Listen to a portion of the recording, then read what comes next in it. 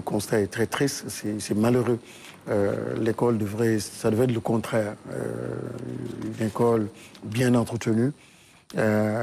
L'environnement d'apprentissage doit permettre à l'enfant de s'attacher plus à l'école et permettre aussi à l'école d'avoir plus d'attractivité, et c'est important, mais nous voyons effectivement qu'il y a le contraire qui s'y déroule.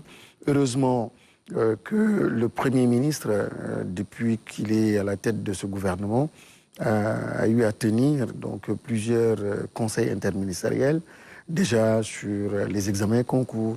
Il y a quelques jours, c'était sur la rentrée scolaire. Et la question de l'école revient, elle est extrêmement importante. Donc il y a des actions court terme liées à cette rentrée et il y a une mobilisation de tout le gouvernement pour justement permettre donc la réussite et puis un succès pour cette rentrée scolaire.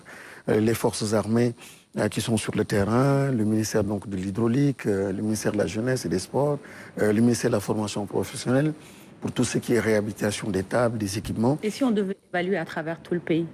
Pardon? Si on devait évaluer l'état des lieux des écoles à travers tout le pays? Il y a une situation quand même assez sérieuse. Oui. Les abris provisoires, vous avez entendu le chef de l'État hier ou avant-hier en Conseil des ministres donner des instructions très fermes pour des actions vigoureuses allant dans le sens de la résorption donc, de ces abris provisoires. Donc c'est une situation malheureuse. Des jeunes filles qui ne fréquentent pas donc, les toilettes parce que des problèmes de salubrité ou d'insalubrité. Nous avons aussi des problèmes d'insécurité, des écoles qui sont sans murs.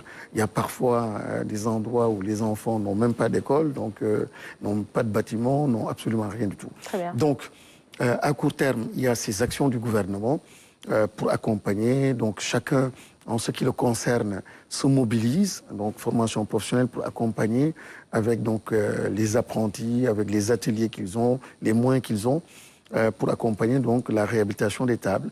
D'autres, c'est carrément le génie militaire, par exemple, pour aider à la réhabilitation. Bien sûr, à terme ou à moins terme, c'est aussi la construction donc, de nouvelles écoles. C'est aussi la résorption donc, de ces abris provisoires. C'est l'amélioration donc, de l'environnement de façon générale.